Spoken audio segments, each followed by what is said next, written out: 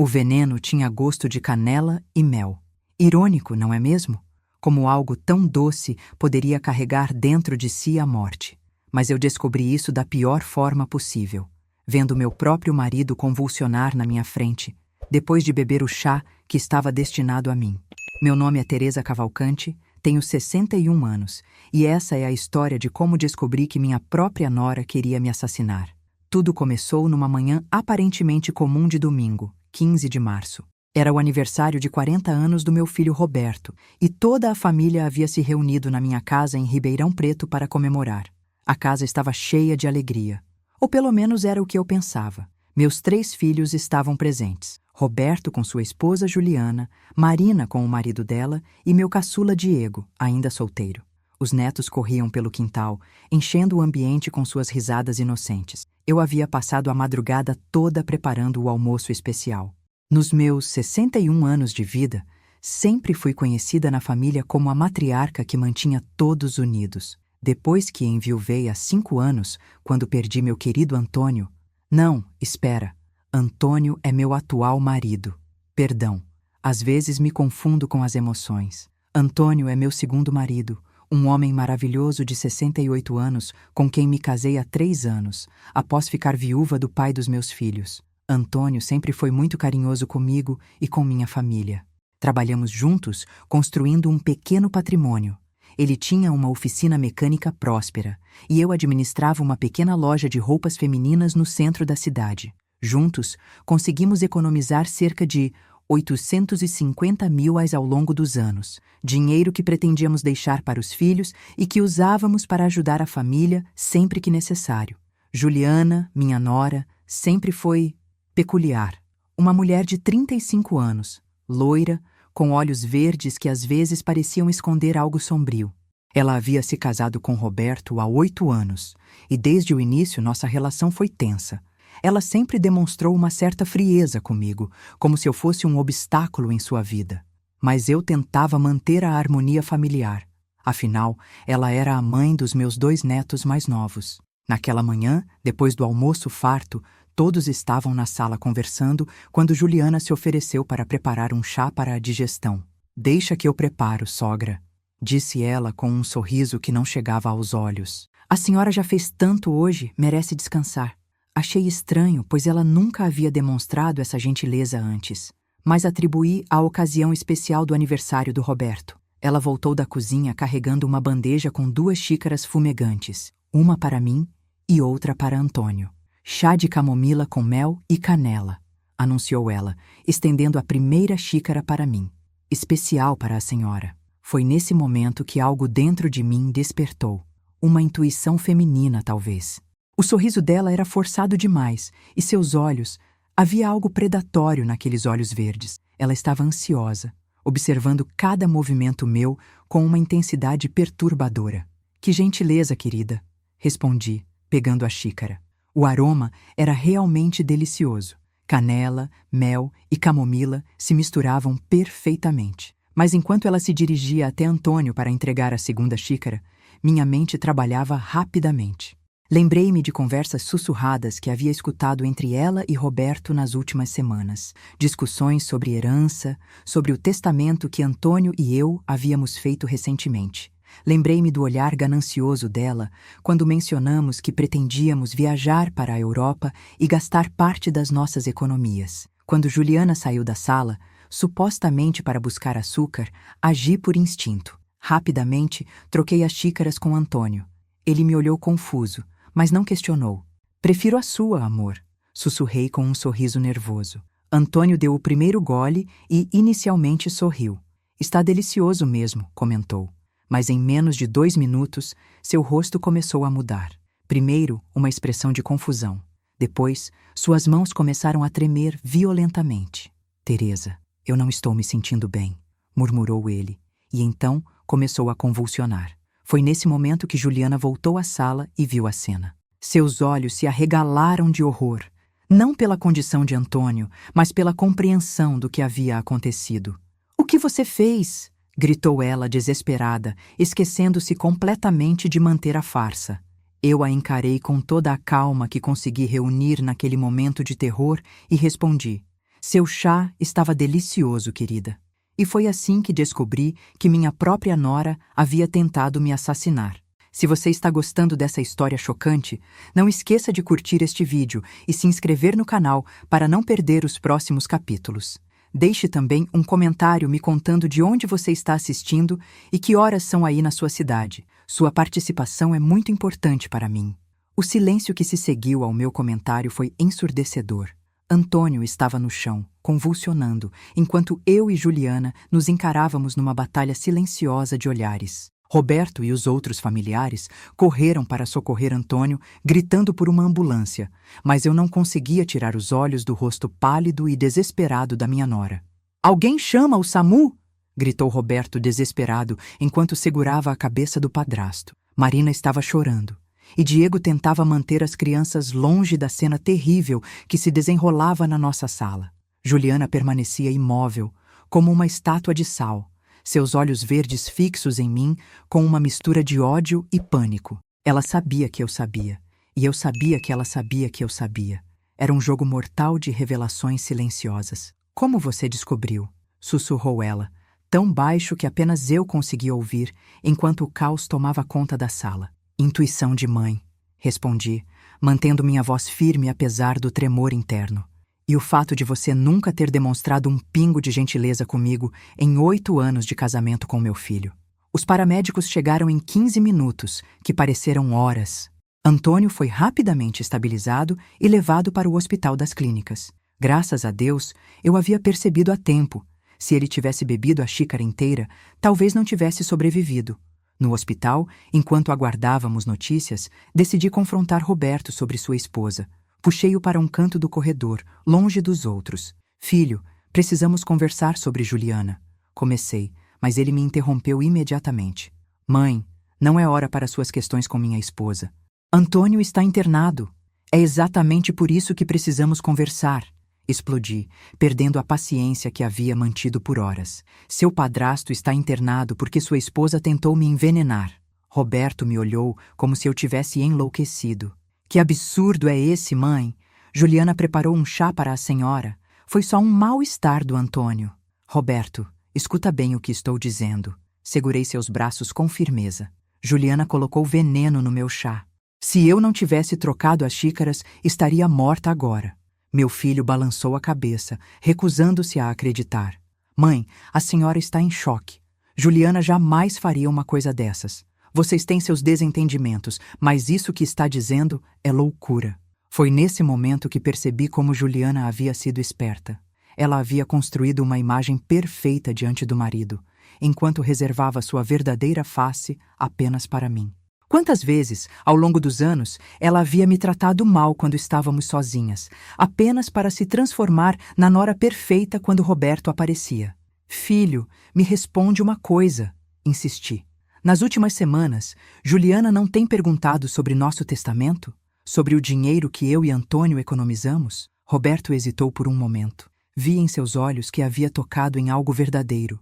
Ela apenas se preocupa com o futuro da família, mãe. É natural." "Natural?" Ri amargamente. "Roberto, sua esposa descobriu que Antônio e eu temos 850 mil reais guardados e de repente ela resolve preparar um chá especial para mim? No dia em que falamos sobre viajar para a Europa e gastar parte desse dinheiro?" Durante as próximas horas, enquanto aguardávamos que Antônio saísse da UTI, fui juntando as peças do quebra-cabeças na minha mente. Lembrei-me de pequenos detalhes que havia ignorado. Juliana revistando minha bolsa quando disse estar procurando uma aspirina. As perguntas constantes sobre nossa situação financeira. O interesse súbito dela em visitar mais frequentemente. O médico finalmente apareceu com notícias. "Ele está estável", anunciou o Dr. Carvalho. "Mas precisamos fazer alguns exames. Os sintomas que ele apresentou são consistentes com envenenamento. Vocês sabem se ele ingeriu alguma substância suspeita?" O silêncio que se seguiu foi delatador. Juliana, que havia permanecido quieta durante toda a espera, empalideceu ainda mais. "Doutor", comecei, sentindo o peso do momento.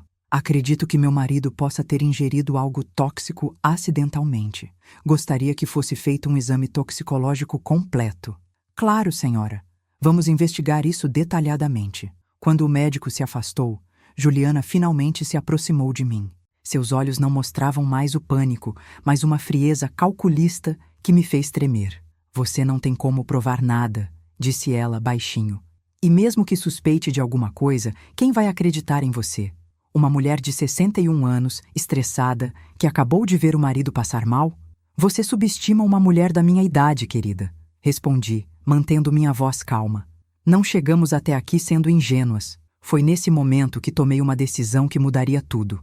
Discretamente, peguei meu celular e comecei a gravar nossa conversa. Se Juliana queria jogar sujo, eu estava disposta a jogar mais sujo ainda.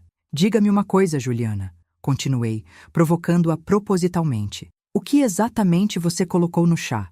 E onde conseguiu? Ela sorriu friamente. Você é mais esperta do que eu imaginava, sogra, mas não é esperta o suficiente. E foi assim que a guerra silenciosa entre nós oficialmente começou. Saí do hospital naquela noite com uma certeza. Juliana havia tentado me matar, e eu precisava de provas. Antônio ficou internado para observação, e os exames toxicológicos levariam alguns dias para ficarem prontos. Mas eu não podia esperar. Conhecendo minha nora, sabia que ela usaria esse tempo para destruir qualquer evidência. Cheguei em casa e encontrei a cozinha exatamente como Juliana havia deixado. As xícaras ainda estavam na pia, sem lavar. Meu coração acelerou. Talvez ainda houvesse restos do veneno na xícara que Antônio havia usado. Com muito cuidado, usando luvas de borracha, recolhi a xícara e a guardei num saco plástico. Também procurei pela embalagem do chá que ela havia usado. Encontrei na lixeira da cozinha uma caixinha de chá de camomila, mas algo me chamou a atenção. Havia um pequeno frasco de vidro escondido no fundo da lata de lixo. Peguei o frasco com cuidado. Estava vazio, mas ainda havia resíduos de um pó branco no fundo. Minha suspeita se confirmava. Juliana havia adicionado algo ao chá, e agora eu tinha evidências físicas. Na manhã seguinte, liguei para minha amiga Conceição, uma advogada aposentada que conhecia há mais de 30 anos. Se alguém poderia me orientar sobre como proceder, era ela. Teresa, que história é essa? Envenenamento? Conceição parecia incrédula do outro lado da linha. Conceição, eu sei como soa absurdo, mas preciso da sua ajuda. Tenho evidências, mas não sei como usar isso legalmente. Marcamos um encontro para aquela tarde. Conceição me orientou a procurar um laboratório particular para analisar os resíduos do frasco e da xícara, enquanto aguardávamos os resultados oficiais do hospital. Teresa, se isso for verdade, estamos falando de tentativa de homicídio. É algo muito sério, alertou minha amiga. Mas você precisa ter cuidado. Se Juliana realmente é capaz disso, não sabemos até onde ela pode ir. Essa observação me deu calafrios. Se ela havia tentado me matar uma vez, o que a impediria de tentar novamente? Voltei para casa com um plano em mente. Precisava investigar mais sobre Juliana, descobrir como ela havia conseguido o veneno e se havia outras pessoas envolvidas. Comecei vasculhando os pertences que ela havia deixado no quarto de hóspedes onde ficava quando visitava. Foi no bolso de um casaco que encontrei algo perturbador. Um papel com anotações sobre plantas venenosas e seus efeitos. Havia especificamente informações sobre ricina e estricnina, com detalhes sobre dosagens letais. Meu sangue gelou. Também encontrei cartões de visita de 2 farmácias em cidades vizinhas, lugares onde ela poderia ter comprado os componentes sem levantar suspeitas. Uma delas estava em Franca, a cerca de 80 quilômetros de Ribeirão Preto. Decidi fazer uma viagem até lá no dia seguinte. Precisava verificar se Juliana havia realmente comprado algo nessas farmácias. Levei uma foto dela e inventei uma história sobre ser sua tia, procurando-a para um assunto familiar urgente. Na primeira farmácia, não obtive sucesso, mas na segunda, uma farmácia pequena no centro de Franca, a atendente me reconheceu imediatamente quando mostrei a foto. Ah, sim, ela esteve aqui na semana passada, confirmou a jovem atendente. Comprou alguns produtos de limpeza e perguntou sobre substâncias para controle de pragas. Substâncias para pragas? Fingi surpresa. Que tipo? Ela disse que tinha problemas com ratos e baratas. Vendemos alguns produtos, mas ela perguntou especificamente sobre algo mais eficiente. Indicamos uma casa agropecuária ali perto. Meu coração disparou. Juliana havia estado pesquisando e comprando substâncias tóxicas. Dirigi-me imediatamente à casa agropecuária mencionada. Lá, o atendente, um senhor de uns 50 anos, lembrou-se perfeitamente de Juliana. Moça loira, muito educada. Disse que tinha uma fazenda pequena e estava com problemas sérios de pragas. Comprou estricnina. Estricnina? Fingi desconhecer o produto. É um veneno muito potente para ratos. Vendemos apenas com receituário e identificação. Ela apresentou tudo certinho. Consegui uma cópia da nota fiscal. Juliana havia usado uma identidade falsa, mas a descrição física batia perfeitamente. Ela havia comprado estricnina suficiente para matar uma pessoa 5 vezes. Voltei para Ribeirão Preto com o estômago embrulhado. A realidade era ainda pior do que eu imaginava. Juliana não havia agido por impulso. Tudo foi cuidadosamente planejado. Ela havia pesquisado, viajado para outra cidade, usado identidade falsa e comprado o veneno específico. Quando cheguei em casa, encontrei Roberto me esperando na sala, com uma expressão séria. "Mãe, precisamos conversar", disse ele, e percebi algo diferente em sua voz. "Claro, filho. O que aconteceu?" "Recebi os resultados preliminares dos exames do Antônio. O médico ligou agora há pouco." Meu coração acelerou. "E, mamãe, encontraram estricnina no sangue dele. Uma dose que poderia ter sido letal se ele tivesse bebido mais." Roberto me olhou com uma expressão que nunca havia visto antes. Uma mistura de choque, dor e compreensão tardia. "Mãe, me perdoa. Você estava certa sobre Juliana." Foi nesse momento que percebi que a fase de investigação havia terminado. Agora era hora de buscar justiça. Mas Juliana ainda não sabia que eu tinha todas as provas de que precisava, e eu pretendia usar isso a meu favor. A guerra estava apenas começando, e eu estava determinada a vencer. Roberto saiu da minha casa naquela noite completamente transformado. O homem que havia defendido cegamente sua esposa agora encarava a realidade brutal. Ele havia se casado com uma assassina.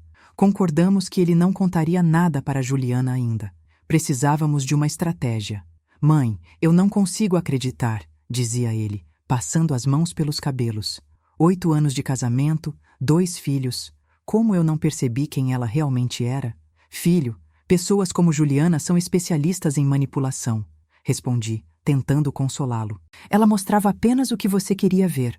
Combinamos que Roberto voltaria para casa e agiria normalmente enquanto eu organizava as evidências para levar à polícia. Mas o destino tinha outros planos para nós. Na manhã seguinte, recebi uma ligação inesperada. Era Juliana.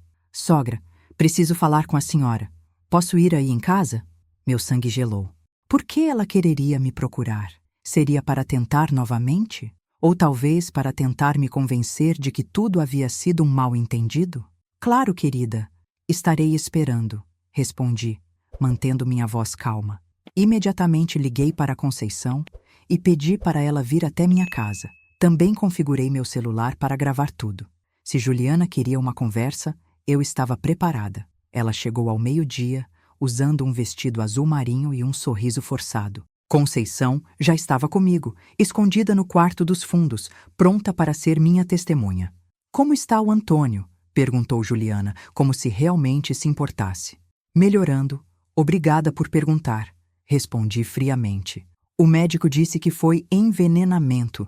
Vi um brilho rápido em seus olhos, não de surpresa, mas de irritação por Antônio ter sobrevivido. "Que coisa terrível", murmurou ela. "Imagino como isso pode ter acontecido."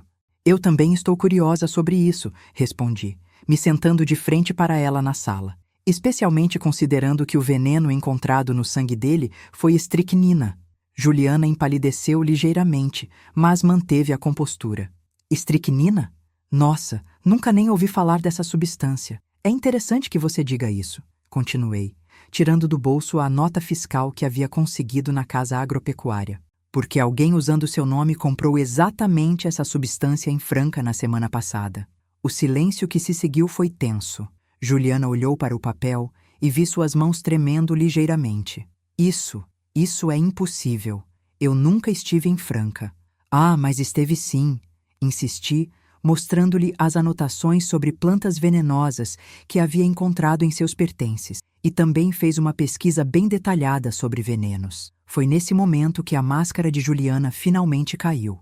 Seus olhos se estreitaram e ela se inclinou para a frente, abandonando qualquer pretensão de inocência.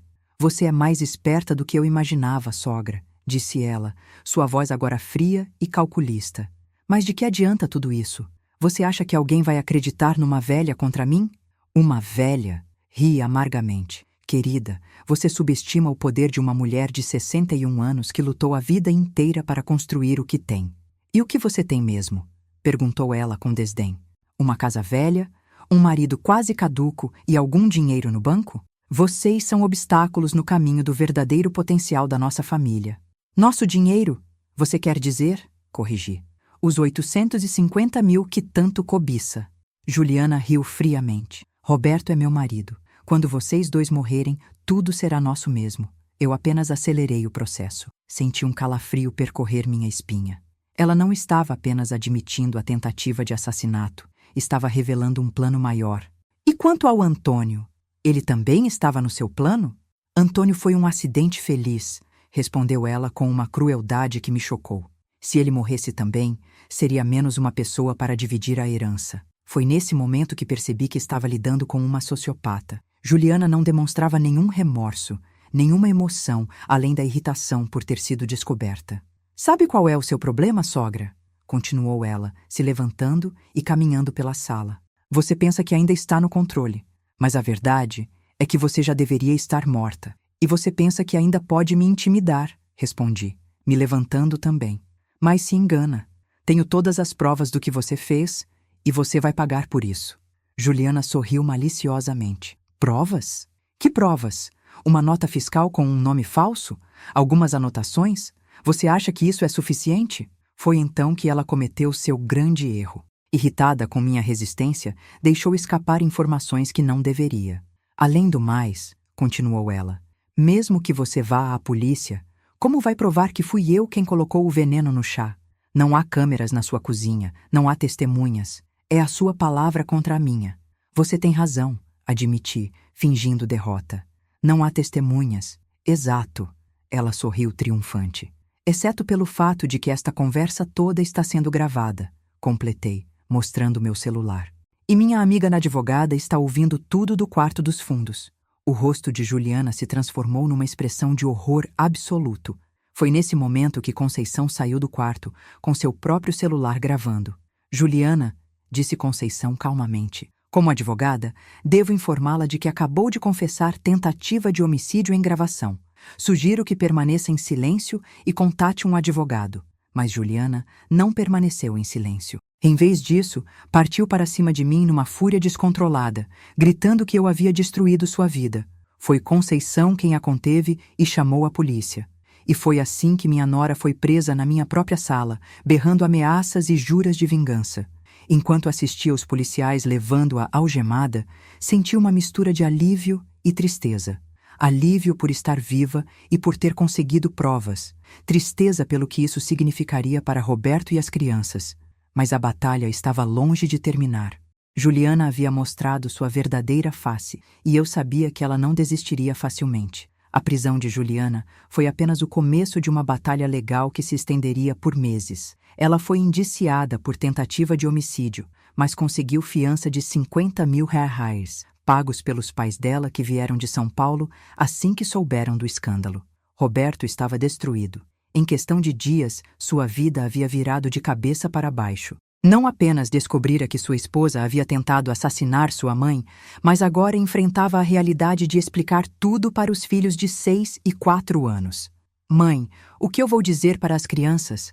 Perguntou ele, sentado na minha cozinha com os olhos vermelhos de tanto chorar. Como explico que a mamãe deles tentou machucar a vovó? Era uma situação impossível, e meu coração se partia vendo meu filho tão destruído. Mas eu sabia que ele precisava ser forte. Principalmente agora. Roberto, as crianças são pequenas. Por enquanto, você pode dizer que a mamãe está passando por uns problemas e precisa se tratar. Quando eles crescerem, vocês decidem como contar a verdade. Antônio recebeu alta do hospital após uma semana, mas ainda estava debilitado. Os médicos disseram que, se tivesse ingerido uma dose maior de estricnina, não teria sobrevivido. Ele estava traumatizado, não apenas pelo envenenamento, mas pela traição de alguém que considerava família. Teresa, eu não consigo entender, dizia ele, segurando minha mão enquanto assistíamos ao noticiário que falava sobre o caso. Como uma pessoa pode ser tão fria, tão calculista? Amor, pessoas como Juliana veem outros apenas como obstáculos ou ferramentas para conseguir o que querem, respondi. Para ela, não éramos família. Éramos apenas pessoas no caminho do dinheiro. Enquanto isso, a defesa de Juliana começou uma campanha para desacreditar minha versão dos fatos. O advogado dela, Dr. Maurício Santana, um homem conhecido por defender casos impossíveis, alegava que eu havia armado tudo para incriminar uma nora com quem sempre tive problemas. É claramente um caso de perseguição familiar, declarou ele à imprensa. Uma sogra ressentida que nunca aceitou o casamento do filho e que agora, aproveitando-se de um mal-estar coincidental do marido, tenta destruir a vida de uma mãe de família. As declarações me enfureceram. Como ele ousava inverter a situação? Mas Conceição me tranquilizou, explicando que era uma estratégia comum da defesa tentar criar dúvidas sobre a credibilidade das vítimas. Teresa, eles vão tentar de tudo para desacreditar você, alertou minha amiga. Prepara-se para ataques à sua pessoa, à sua idade, ao seu estado mental. É assim que funciona. E ela estava certa. Nos dias seguintes, começaram a surgir testemunhas que alegavam que eu sempre havia tratado Juliana mal, que eu era possessiva com Roberto e que havia ameaçado expulsá-la da família várias vezes. O que mais me doía era saber que algumas dessas testemunhas eram pessoas que eu considerava amigas. Aparentemente, Juliana havia passado anos plantando sementes de dúvida sobre mim, construindo uma narrativa onde eu era a vilã da história. Mas eu também tinha meus aliados. Várias pessoas se manifestaram em minha defesa, incluindo vizinhos que haviam presenciado comportamentos estranhos de Juliana, e funcionários da loja, que confirmaram como ela sempre me tratava com frieza quando Roberto não estava presente. O ponto de virada veio quando os peritos analisaram o frasco que encontrei no lixo e confirmaram que continha resíduos de estricnina. Além disso, as câmeras de segurança da casa agropecuária em Franca mostravam claramente Juliana comprando o veneno, mesmo usando identidade falsa. Com essas evidências, temos um caso sólido, assegurou o promotor, Dr. Carlos Eduardo Mendes. Tentativa de homicídio qualificada por motivo torpe, ganância e uso de veneno. Mas as revelações não pararam por aí.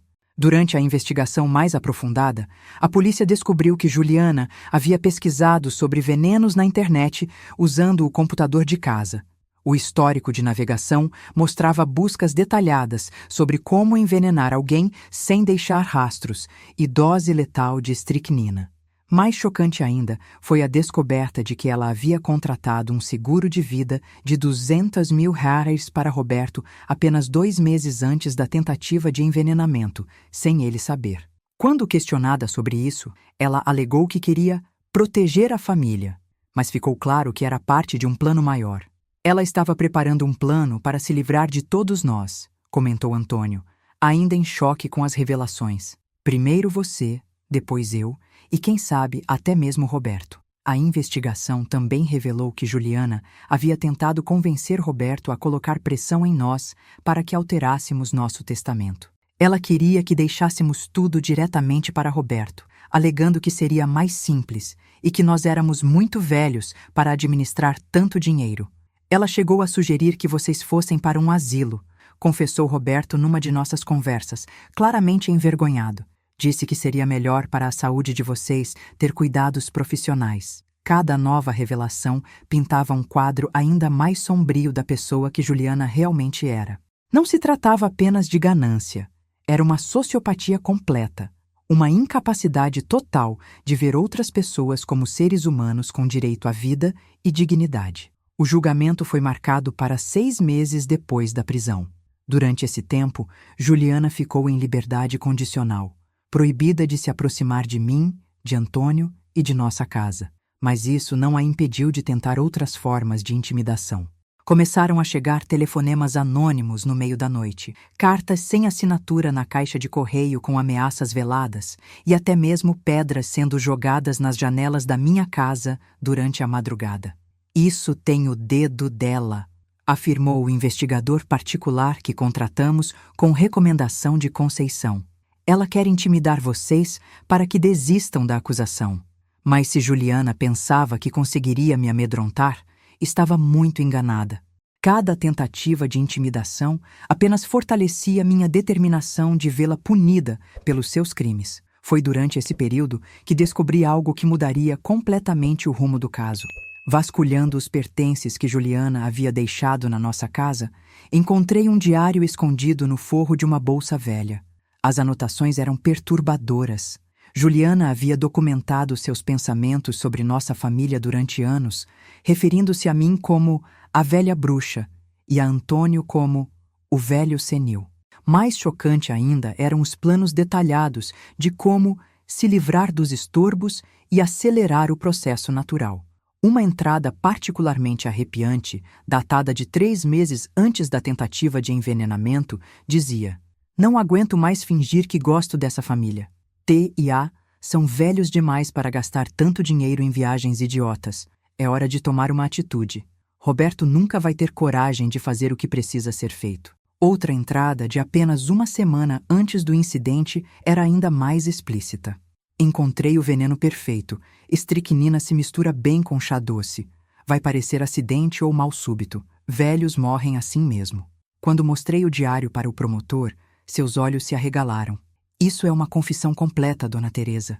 Com isso, não há como ela negar premeditação. O diário foi periciado e confirmado como sendo da letra de Juliana. Sua defesa tentou alegar que era uma obra de ficção, apenas fantasias que ela escrevia para desabafar, mas a correlação exata com os fatos reais tornava essa alegação ridícula.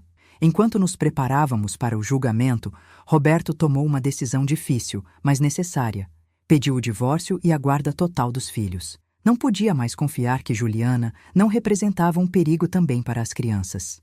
"Mãe, me perdoa por ter demorado tanto para enxergar quem ela realmente era", disse ele, abraçando-me com força. "Se alguma coisa tivesse acontecido com a senhora..." "Filho, o importante é que agora você sabe", respondi, acariciando seus cabelos como fazia quando era criança. "E que suas crianças estão seguras." A véspera do julgamento foi uma noite de reflexão. Olhando pela janela do meu quarto, pensava em como minha vida havia mudado drasticamente em poucos meses. De uma aposentada tranquila, havia me tornado protagonista de um caso criminal que chocava a cidade inteira, mas também sentia uma satisfação profunda. Havia enfrentado uma assassina e vencido. Havia protegido minha família e provado que idade não é sinônimo de vulnerabilidade. Amanhã seria o dia da justiça. O dia do julgamento amanheceu cinzento e chuvoso, como se o próprio céu refletisse a gravidade do que estava por acontecer. Cheguei ao Fórum de Ribeirão Preto às 8h30, acompanhada por Roberto, Antônio, Conceição e meus outros filhos, Marina e Diego. A imprensa local estava presente em peso. O caso havia chamado muita atenção na cidade. Juliana chegou poucos minutos depois, acompanhada por seus pais e pelo advogado. Usava um terno cinza discreto e tinha o cabelo preso, claramente tentando passar uma imagem de seriedade e inocência. Quando nossos olhares se cruzaram no corredor, vi neles a mesma frieza de sempre, mas agora sem a máscara de falsa gentileza. Dona Teresa, aproximou-se Dr. Maurício Santana, o advogado de defesa. "Gostaria de conversar sobre um possível acordo." "Que tipo de acordo?" perguntou Conceição, posicionando-se entre nós. "Minha cliente está disposta a se declarar culpada de lesão corporal culposa em troca de uma pena de serviços comunitários. Evitaria o desgaste de um julgamento público." Olhei para ele com incredulidade. "Lesão corporal culposa?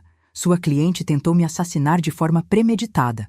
"Dr. Maurício", interveio Conceição firmemente, "sua proposta é insultuosa. Temos provas irrefutáveis de tentativa de homicídio qualificado." O advogado deu de ombros.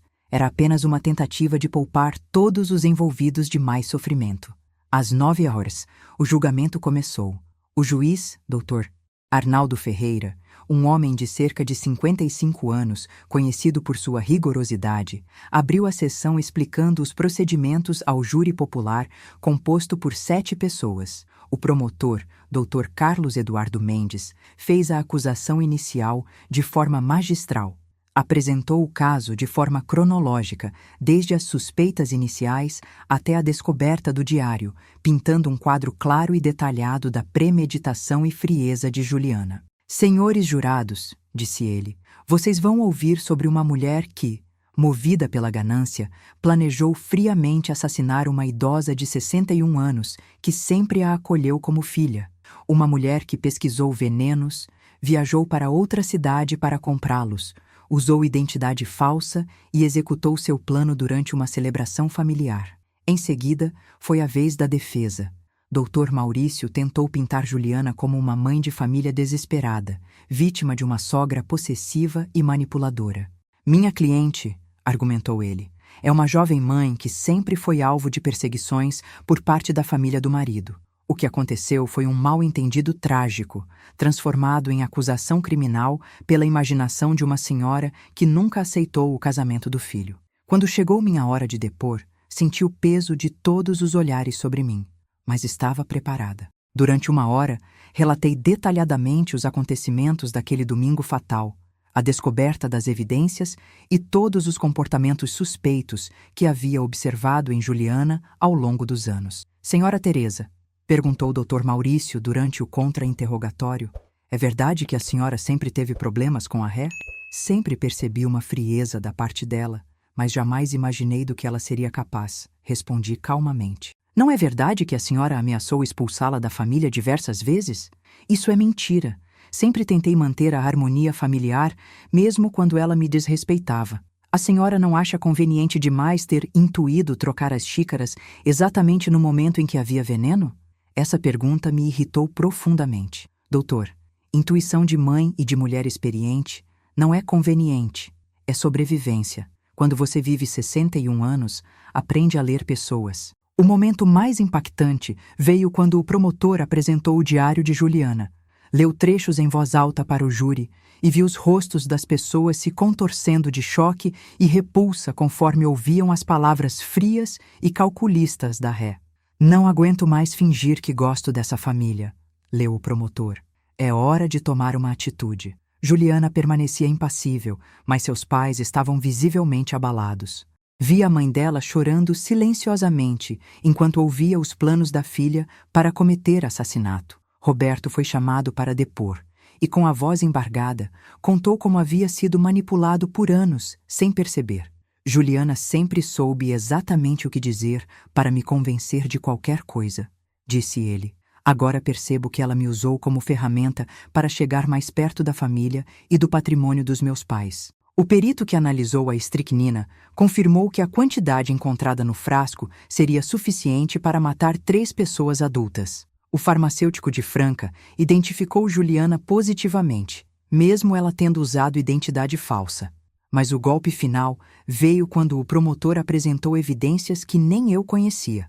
A polícia havia conseguido acessar as conversas de WhatsApp de Juliana com uma amiga de São Paulo, onde ela discutia abertamente seus planos. Finalmente vou me livrar da bruxa, dizia uma mensagem de 2 semanas antes do envenenamento.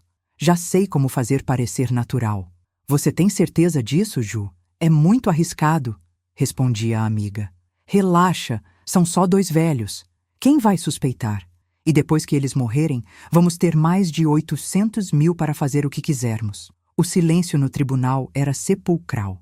Até mesmo o Dr. Maurício parecia chocado com as revelações. A estratégia de defesa dele, de pintar Juliana como vítima, estava completamente destruída.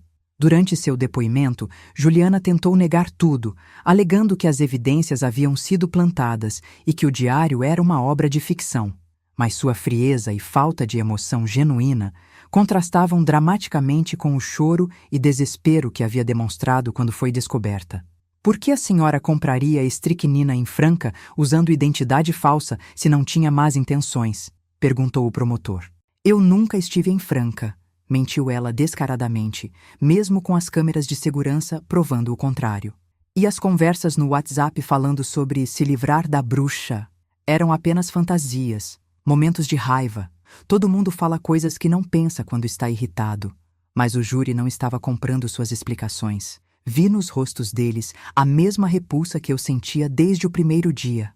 Após 2 dias de julgamento, chegou a hora dos debates finais. O promotor fez um apelo emocionante pela condenação, enquanto a defesa tentou, desesperadamente, criar dúvidas sobre as evidências. Quando o júri se retirou para deliberar, senti um misto de ansiedade e confiança. Havíamos apresentado um caso sólido, com evidências irrefutáveis, mas sabia que júris populares às vezes podiam ser imprevisíveis. A espera durou 4 horas, que pareceram eternidade. O sino do relógio do fórum havia acabado de soar 16 horas, quando o oficial de justiça anunciou que o júri havia chegado a um veredicto. Meu coração disparou, e senti a mão de Antônio apertar a minha com força. Roberto estava sentado do meu outro lado, visivelmente nervoso, enquanto Marina e Diego se posicionaram logo atrás de nós. Muito bem, disse o juiz Dr. Arnaldo Ferreira. Solicito que todos se levantem para ouvir o veredicto. O porta-voz do júri, um contador de meia-idade, se levantou com um papel nas mãos. Juliana permanecia impassível ao lado de seu advogado, mas percebi que suas mãos tremiam ligeiramente. Senhor juiz, começou o porta-voz, o júri chegou a um veredicto unânime. O silêncio no tribunal era absoluto. Até mesmo os jornalistas pararam de escrever. Quanto ao crime de tentativa de homicídio qualificado pelo motivo torpe e pelo uso de veneno, consideramos a ré Juliana Santos Cavalcante. A pausa pareceu durar uma eternidade. Culpada. O alívio que senti foi tão intenso que minhas pernas quase faltaram. Roberto soltou um suspiro profundo e ouvi Marina chorando baixinho atrás de mim. Antônio me abraçou, sussurrando, "Graças a Deus", no meu ouvido. Juliana, pela primeira vez durante todo o processo, demonstrou uma reação genuína. Seu rosto empalideceu completamente e ela se segurou na mesa para não cair. Seus pais, que estavam na primeira fileira, começaram a chorar.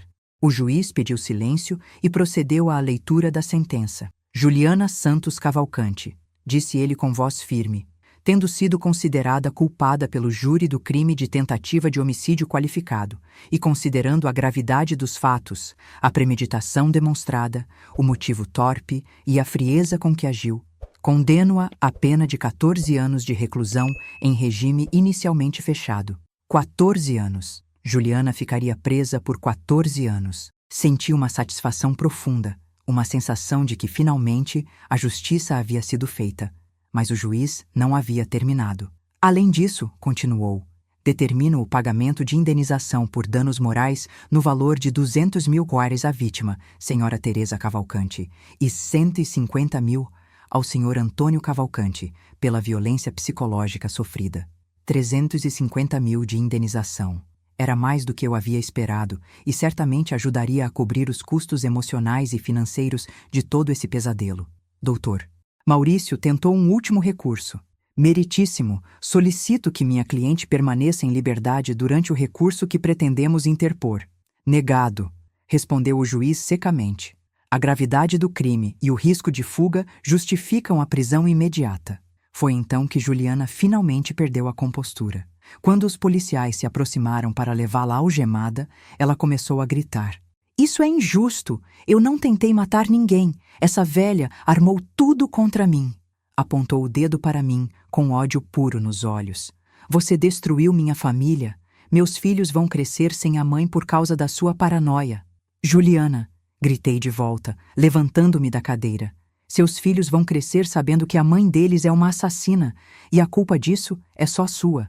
Os seguranças tiveram que contê-la fisicamente, enquanto ela continuava berrando ameaças e acusações. Mesmo sendo levada à força, ela não parava de gritar. Eu vou sair da prisão, Teresa, e quando eu sair, você vai pagar por isso. As portas do tribunal se fecharam atrás dela, e finalmente o pesadelo judicial havia terminado. Mas eu sabia que as consequências daquele dia ecoariam por muito tempo na vida de toda a nossa família. Do lado de fora do fórum, fomos cercados por jornalistas. Decidi dar uma declaração breve, não só para a imprensa, mas para todas as pessoas que estavam acompanhando o caso. Gostaria de dizer, comecei, com a voz firme apesar da emoção, que a justiça foi feita hoje, mas isso não é motivo de comemoração. Uma família foi destruída. Crianças ficaram sem mãe, E todos nós aprendemos uma lição dolorosa sobre como a ganância pode transformar uma pessoa em um monstro. Senhora Teresa, gritou um repórter, qual sua mensagem para outras pessoas que possam estar passando por situações similares? Confiem em seus instintos, respondi sem hesitar. Se algo não parece certo, provavelmente não está. E nunca tenham medo de buscar ajuda ou de denunciar. Eu quase morri por ter demorado para agir, mas minha intuição me salvou. Roberto se aproximou do microfone. Gostaria de pedir desculpas publicamente à minha mãe e ao meu padrasto. Fui cego durante anos, manipulado por uma pessoa que agora percebo ser extremamente perigosa. Espero que um dia possam me perdoar. Filho, disse eu, puxando-o para um abraço na frente de todas as câmeras. Você também foi vítima dela. Não há nada para perdoar. Naquela noite, nossa família se reuniu na minha casa para uma ceia simples, mas carregada de significado. Era a primeira vez em meses que conseguíamos nos reunir sem o peso da incerteza legal sobre nossas cabeças. Vovó, perguntou Pedrinho, meu neto de 6 anos, por que a mamãe foi para a prisão? Era uma pergunta que sabíamos que viria, mas para a qual nunca estaríamos completamente preparados. Pedrinho, respondeu Roberto, ajoelhando-se na altura do menino. Às vezes as pessoas fazem coisas muito erradas e precisam ficar um tempo pensando sobre o que fizeram. A mamãe fez algo muito errado e agora precisa aprender a ser uma pessoa melhor. Ela vai voltar para casa? Não sabemos, filho. Mas o que importa é que você e sua irmã estão seguros e amados por todos nós. Observando meus filhos, netos e Antônio ao redor da mesa, senti uma gratidão profunda por estar viva para ver aquele momento. Juliana havia tentado destruir nossa família, mas ironicamente, sua traição apenas nos havia tornado mais unidos. Sabe o que aprendi com tudo isso? Disse eu, levantando meu copo de suco. Que família verdadeira não é apenas sangue, é lealdade, amor e proteção mútua. E que nós temos isso. A família, disse Roberto, levantando seu copo. A família, respondemos todos em uníssono. Mas eu sabia que nossa história ainda não havia terminado. Juliana havia sido condenada, mas suas ameaças continuavam ecoando na minha mente. Pessoas como ela não desistem facilmente. E 14 anos é muito tempo para alimentar ressentimento e planos de vingança. Por enquanto, porém, estávamos seguros. E eu estava determinada a aproveitar cada momento dessa segurança que conquistamos com tanta luta. Nos meses que se seguiram ao julgamento, nossa família começou lentamente o processo de cura e reconstrução. Roberto havia se mudado definitivamente para um apartamento próximo à minha casa, trazendo Pedrinho e Maria Clara para morarem mais perto dos avós. As crianças estavam fazendo terapia para lidar com a ausência súbita da mãe e com as mudanças drásticas em suas vidas. Antônio se recuperou completamente do envenenamento, mas desenvolveu uma certa paranoia com comida e bebida. Ele agora insistia em preparar pessoalmente tudo o que consumíamos, ou pelo menos supervisionar o preparo. Compreensível, considerando que quase morreu por confiar na pessoa errada. Amor, você não pode viver com medo para sempre, eu dizia a ele durante nossos passeios matinais no parque. Eu sei, Teresa, mas cada vez que vejo alguém oferecendo alguma coisa para beber, lembro do sabor daquele chá e de como meu corpo reagiu, respondia ele, apertando minha mão. A indenização de 350. Herz zero que recebemos foi uma surpresa inesperada. Decidimos usar parte do dinheiro para montar um fundo de educação para os netos e investir o restante. Também reformamos a casa, principalmente a cozinha. Eu não conseguia mais preparar chá naquele ambiente sem lembrar daquele domingo terrível. Roberto estava lidando com o divórcio e a questão da guarda das crianças. Como Juliana estava presa, ele conseguiu a guarda total sem maiores complicações legais, mas as questões emocionais eram muito mais complexas. Mãe, às vezes me pergunto se havia sinais que eu deveria ter percebido, confessou ele durante uma de nossas conversas. Como pude ser tão cego durante tantos anos? Filho, pessoas como Juliana são mestres na manipulação. Elas mostram exatamente o que cada pessoa quer ver. Você não é o primeiro nem será o último a ser enganado por alguém assim. Foi durante esse período de recuperação que recebemos uma visita inesperada. Era a mãe de Juliana, Dona Mercedes, uma senhora de 58 anos, que sempre havia sido educada conosco, mas que nunca tivemos uma relação próxima. Teresa, vim aqui para pedir perdão, disse ela com os olhos vermelhos de tanto chorar.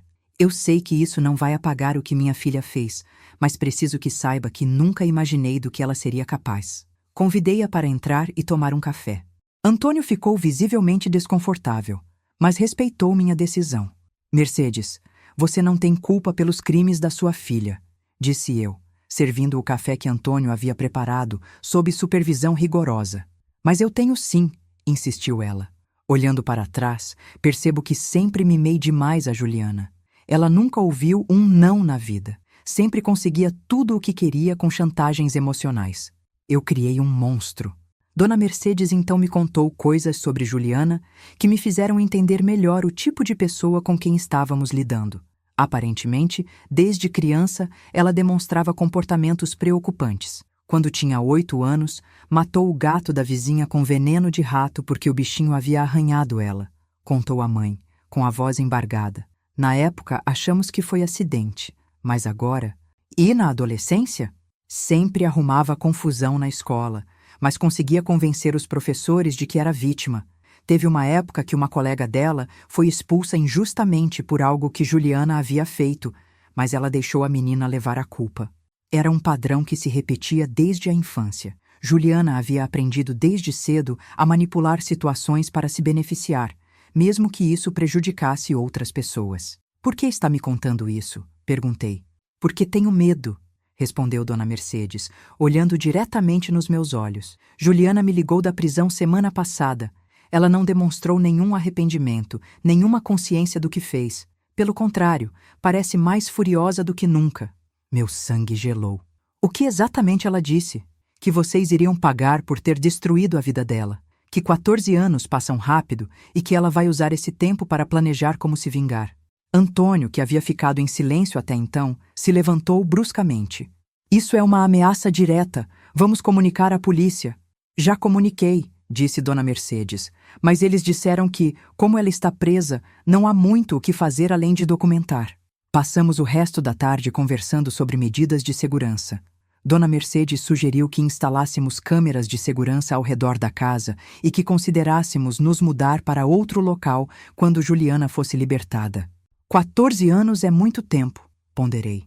Talvez ela mude, amadureça, entenda a gravidade do que fez.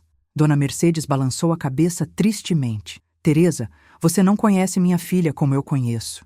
Ela nunca muda. Apenas fica mais esperta em esconder quem realmente é. Naquela noite, conversei longamente com Antônio sobre as revelações do dia. Amor, será que devemos mesmo nos preocupar com ameaças de alguém que vai ficar presa por mais de uma década? Perguntei. Teresa, essa mulher já tentou te matar uma vez. Conseguiu enganar nosso filho por 8 anos. Acho que subestimar ela seria nosso maior erro. Decidimos tomar algumas precauções básicas. Instalamos um sistema de segurança na casa, começamos a variar nossas rotinas diárias e estabelecemos um código de comunicação com Roberto caso algo suspeito acontecesse. Também contratamos um advogado para nos manter informados sobre qualquer movimentação legal relacionada a Juliana. Doutor Paulo Henrique nos explicou que, com boa conduta, ela poderia conseguir benefícios de redução de pena no futuro. É importante que vocês estejam preparados para a possibilidade de ela sair antes dos 14 anos, alertou ele. E quando isso acontecer, precisam ter um plano. 2 anos se passaram sem maiores incidentes. As crianças estavam se adaptando bem à nova vida. Roberto havia começado um relacionamento sério com uma professora chamada Ana, uma mulher doce e genuína que era o oposto completo de Juliana. Eu estava começando a acreditar que talvez estivéssemos exagerando na preocupação com Juliana. Afinal, ela estava presa, longe de nós, e talvez a realidade da prisão a tivesse feito refletir sobre suas ações. Mas eu estava prestes a descobrir como estava enganada. Foi numa quinta-feira de manhã que recebemos a ligação que mudaria tudo novamente. Era o doutor Paulo Henrique, e sua voz estava tensa. Teresa, preciso que venham ao meu escritório urgentemente. Temos uma situação. Que tipo de situação? Juliana conseguiu uma transferência para uma prisão de segurança mínima, e há indicações de que ela está planejando uma fuga. O pesadelo estava longe de terminar. A notícia da possível fuga de Juliana nos atingiu como um raio. No escritório do doutor Paulo Henrique, descobrimos detalhes que nos deixaram aterrorizados. Juliana havia sido transferida para uma unidade prisional de regime semiaberto há 3 meses, alegando bom comportamento e participação em programas de ressocialização. Como isso foi possível? Perguntou Antônio, visivelmente abalado. Ela foi condenada a regime fechado. Infelizmente, o sistema permite essas transferências com base em relatórios de comportamento, explicou o advogado. E Juliana se tornou uma presa modelo. Participava de cursos, ajudava na biblioteca, nunca se envolveu em confusões. Mas a verdadeira bombshell veio em seguida.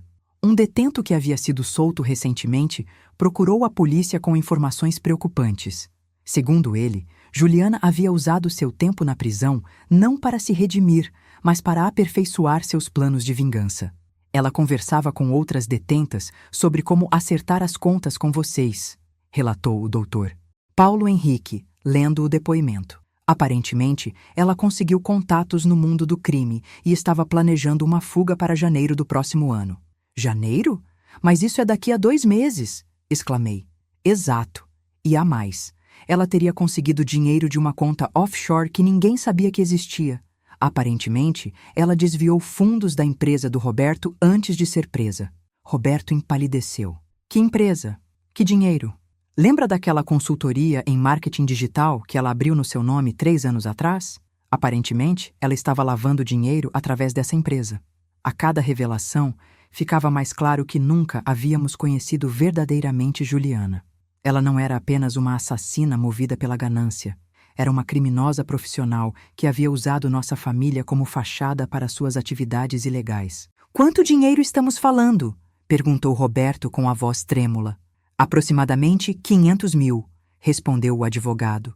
Dinheiro que ela alegadamente conseguiu através de esquemas de pirâmide e lavagem de dinheiro usando a empresa que estava no seu nome.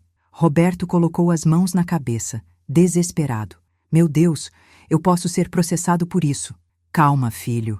Intervi, tentando manter a racionalidade apesar do choque. Você não sabia de nada disso. Doutor. Paulo Henrique nos tranquilizou parcialmente. Roberto, como você pode provar que não tinha conhecimento das atividades dela, provavelmente ficará apenas com uma multa administrativa. Mas o importante agora é a segurança de vocês. O plano de fuga de Juliana era sofisticado. Segundo as informações que a polícia havia conseguido, ela havia subornado um funcionário da prisão e estabelecido contato com um grupo criminoso de São Paulo que facilitaria sua saída do país após a fuga. O objetivo dela não é simplesmente fugir, explicou o delegado responsável pelo caso, Dr. Marcos Vinícius, que havia vindo ao escritório para nos briefar. Ela quer se vingar de vocês antes de desaparecer. As interceptações de cartas mostram que ela tem um plano detalhado. Que tipo de plano? Perguntei, embora não tivesse certeza se queria saber a resposta. Ela contratou pessoas para vigiar vocês. Conhece suas rotinas, sabe onde trabalham, onde fazem compras, onde levam as crianças para a escola. O sangue gelou nas minhas veias. Juliana havia transformado nossa família em alvos, e nós nem sabíamos que estávamos sendo observados. Por quanto tempo? Perguntou Antônio. Pelos últimos 6 meses, pelo menos. Temos fotos que foram encontradas na cela dela, fotos de vocês entrando e saindo de casa, dos netos brincando no parque, do Roberto no trabalho. A violação da nossa privacidade era aterrorizante, mas o que veio a seguir foi ainda pior. Ela também tem informações detalhadas sobre a Ana, a nova namorada do Roberto, continuou o delegado. Aparentemente, considera ela um obstáculo que precisa ser removido. Roberto se levantou bruscamente. Tenho que avisar a Ana. Ela não pode estar sozinha. Já tomamos essa providência, tranquilizou o delegado. Ela está sob proteção policial desde ontem. Passamos as 3 horas seguintes planejando nossa segurança. A polícia recomendou que ficássemos em uma casa-abrigo temporária enquanto reforçavam a segurança da prisão e investigavam o esquema de fuga. Não, disse eu categoricamente. Não vamos nos esconder. Já passamos por isso uma vez e vencemos. Vamos enfrentar ela novamente. Mãe, seja sensata, implorou Roberto. Desta vez ela não está sozinha. Tem criminosos profissionais trabalhando para ela. E nós temos a polícia e a justiça do nosso lado, respondi com firmeza. Além disso, ela subestima uma coisa. Eu aprendi muito sobre como lidar com pessoas perigosas. Na verdade, durante os 2 anos após o julgamento, eu havia me preparado para a possibilidade de Juliana tentar se vingar. Fiz cursos de autodefesa, aprendi sobre segurança pessoal e, mais importante, desenvolvi uma rede de contatos que poderiam nos ajudar. Teresa tem razão, concordou Antônio, surpreendendo a todos. Fugir seria admitir que ela ganhou, e eu não vou dar esse prazer para quem tentou me matar. Decidimos aceitar proteção policial, mas ficar em nossas casas. Instalariam câmeras adicionais, alarmes conectados diretamente à delegacia e teria sempre 2 policiais de plantão na nossa rua. Mas eu tinha um plano próprio. Se Juliana queria jogar sujo, eu estava disposta a jogar mais sujo ainda. Naquela noite, liguei para uma pessoa que não falava há 2 anos, Conceição, minha amiga advogada. Mas desta vez, não precisava de conselhos jurídicos. Precisava de algo muito mais específico. Conceição, lembra do investigador particular que você me recomendou durante o caso? Claro, o Sérgio. Por quê? Preciso contratar os serviços dele. E desta vez, não é para investigar, é para proteger. Sérgio Santos era um ex-policial civil que havia montado uma empresa de segurança privada. Quando nos encontramos no dia seguinte, expliquei a situação e o que precisávamos. Dona Teresa, entendo perfeitamente. Conheço casos similares. Pessoas como essa Juliana não desistem fácil, disse ele, analisando os documentos que levei. Mas tenho uma proposta diferente.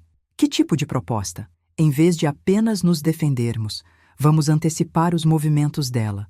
Vou infiltrar um dos meus homens no grupo que ela contratou. Assim, saberemos exatamente quando e como ela planeja agir. Era um plano arriscado, mas fazia sentido. Se conseguíssemos informações antecipadas sobre os planos de Juliana, poderíamos estar sempre um passo à frente. Quanto custaria algo assim? Para uma senhora que enfrentou uma assassina e venceu, vamos considerar um desconto especial. 15.000 reais por mês, até resolvermos isso. Aceitei imediatamente. Era caro, mas nossa segurança não tinha preço. Enquanto Sérgio organizava sua operação, a polícia intensificou a investigação na prisão. Descobriram que o funcionário subornado era o chefe da biblioteca, que permitia que Juliana tivesse acesso a um celular e usasse o computador para coordenar suas atividades externas. Mas a descoberta mais chocante veio numa manhã de dezembro. O Dr. Paulo Henrique me ligou com uma notícia que mudaria tudo. Teresa, precisa sentar para ouvir isso. A Juliana não está mais na prisão. Como assim? Ela escapou ontem à noite. Cortaram as grades da cela dela e ela simplesmente sumiu. Só descobriram na contagem da manhã. Meu mundo desabou.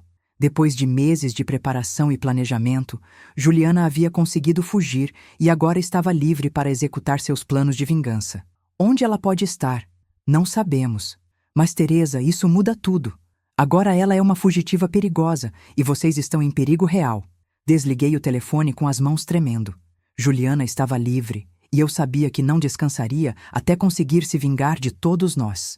A guerra havia recomeçado, mas desta vez eram outras as regras do jogo. 3 dias se passaram desde a fuga de Juliana e a tensão em nossa casa era palpável. A polícia havia montado um esquema de proteção 24 horas, mas eu sabia que não seria suficiente. Juliana havia provado ser mais esperta e determinada do que qualquer um imaginava. Foi na madrugada de sexta-feira que tudo chegou ao clímax. Eu estava deitada ao lado de Antônio, tentando dormir apesar da ansiedade, quando ouvi um ruído estranho vindo da cozinha. Meu coração disparou. Eram 3h17 da manhã, e os policiais de plantão estavam do lado de fora da casa. Acordei Antônio silenciosamente e sussurrei para ele ligar para a polícia enquanto eu verificava o que estava acontecendo. Peguei o bastão de beisebol que havia deixado ao lado da cama, uma precaução que agora se mostrava necessária. Caminhei lentamente pelo corredor, tentando não fazer barulho. A luz da geladeira estava acesa, projetando sombras estranhas na parede da cozinha. E então eu a vi. Juliana estava de pé próxima à pia, exatamente como naquele domingo terrível há 3 anos. Mas desta vez, ela não tentava esconder suas intenções. Tinha um sorriso frio no rosto e segurava uma faca grande da minha própria gaveta. "Olá, sogra querida", disse ela, com uma voz doce que contrastava aterrorizantemente com o objeto em suas mãos. "Sentiu minha falta? Como você entrou aqui?", perguntei, mantendo distância e segurando firmemente o bastão. Você subestima o que 3 anos de prisão podem ensinar a uma pessoa, respondeu ela, girando a faca entre os dedos com habilidade perturbadora. Aprendi muitas coisas úteis. Abrir fechaduras, por exemplo. Juliana, você está cometendo um erro. Tentei raciocinar com ela. A polícia já sabe que você fugiu. Eles vão chegar aqui a qualquer momento. Ela riu, um som gelado que me fez tremer. Ah, você está falando dos 2 policiais que estavam na rua? Que pena que tiveram que sair correndo para atender uma emergência falsa do outro lado da cidade. Meu sangue gelou. Ela havia orquestrado tudo perfeitamente. O que você quer, Juliana? O que eu sempre quis, respondeu ela, se aproximando lentamente. Que você pagasse por ter destruído minha vida. Por ter me separado dos meus filhos. Por ter transformado meu marido contra mim. Você fez isso com você mesma quando tentou me assassinar. Eu tentei resolver um problema, gritou ela, perdendo momentaneamente a compostura. Vocês 2 eram velhos demais para precisar de tanto dinheiro. Eu era jovem, tinha uma vida inteira pela frente, filhos para criar, e achou que assassinato era a solução? Era a solução mais eficiente, respondeu ela, voltando ao tom frio. Assim como esta vai ser. Foi nesse momento que percebi que Antônio estava atrás de mim no corredor. Juliana também o viu. Ah, que bom! O velho também acordou. Assim posso resolver os 2 problemas de uma vez. Juliana, pare com isso, disse Antônio, com voz firme apesar do medo evidente. Você já causou dano suficiente. Dano suficiente? Ela riu histericamente. Eu é que sofri danos. 3 anos na prisão por causa de vocês 2. 3 anos longe dos meus filhos. Você ficou 3 anos presa porque tentou cometer assassinato, gritei de volta. E agora quer cometer 2. Não vou tentar desta vez, disse ela, apontando a faca para mim. Desta vez, vou conseguir. Foi então que algo dentro de mim despertou. Não era apenas medo, era uma fúria que eu nunca havia sentido antes. Essa mulher havia tentado me matar, destruído minha família, traumatizado meus netos e agora tinha a audácia de invadir minha casa para terminar o que começou. Sabe de uma coisa, Juliana? Disse eu, surpreendendo-a com minha calma súbita. Você cometeu o mesmo erro de 3 anos atrás. Que erro? Subestimou uma mulher de 64 anos que não tem nada mais a perder. Foi nesse momento que agi. Em vez de recuar, avancei em direção a ela, usando o bastão para acertar sua mão e derrubar a faca. A manobra funcionou. A faca voou longe, mas Juliana reagiu rapidamente, partindo para cima de mim com as unhas. Começamos uma luta física intensa. Ela era mais jovem, mas eu tinha a vantagem da raiva justa e da experiência de vida. Rolamos pelo chão da cozinha, derrubando cadeiras e utensílios. Antônio, a faca! Gritei, vendo que ela tentava alcançá-la novamente. Meu marido, apesar da idade, foi mais rápido e chutou a faca para baixo da geladeira, fora do alcance dela. Não vai conseguir se livrar de mim desta vez, gritava Juliana, tentando me estrangular. Mas eu havia aprendido técnicas de autodefesa nos últimos 2 anos. Consegui me livrar da pegada dela e, usando toda a minha força, empurrei-a contra a bancada da cozinha. Foi nesse momento que ouvimos as sirenes da polícia se aproximando. Sérgio, o investigador que eu havia contratado, havia mantido sua promessa de nos proteger. Não! Gritou Juliana, percebendo que havia perdido. Não vou voltar para aquela prisão. Ela tentou correr em direção à porta dos fundos, mas eu não podia deixar isso acontecer. Se ela escapasse novamente, voltaria para nos perseguir. Peguei uma panela pesada da bancada e, com toda a força que consegui reunir, acertei a cabeça dela. Juliana caiu no chão, inconsciente. Os policiais invadiram a casa segundos depois, encontrando Juliana desacordada no chão da minha cozinha e eu em pé ao lado dela, ainda segurando a panela. Está tudo bem, Dona Teresa? Perguntou o sargento Rodrigues. Agora está, respondi, finalmente soltando a panela e abraçando Antônio. Juliana foi levada para o hospital sob escolta policial e, depois de medicada, diretamente para uma prisão de segurança máxima. Desta vez, não haveria transferências nem regalias. Ela cumpriria o resto da pena em isolamento. O juiz, quando soube do ocorrido, aumentou sua sentença para 20 anos, acrescentando os crimes de fuga, invasão de domicílio e tentativa de homicídio em 2º grau. Nos meses que se seguiram, nossa vida finalmente voltou ao normal.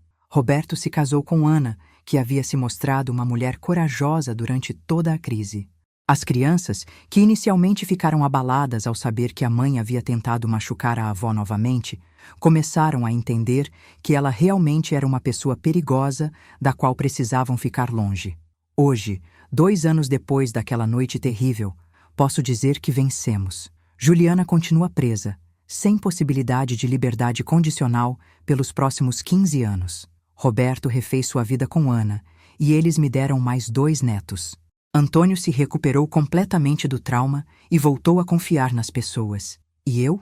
Bem, eu aprendi que a idade não nos torna vulneráveis, nos torna sábias. Aprendi que família verdadeira é aquela que nos protege e nos apoia, independentemente de sangue ou casamento.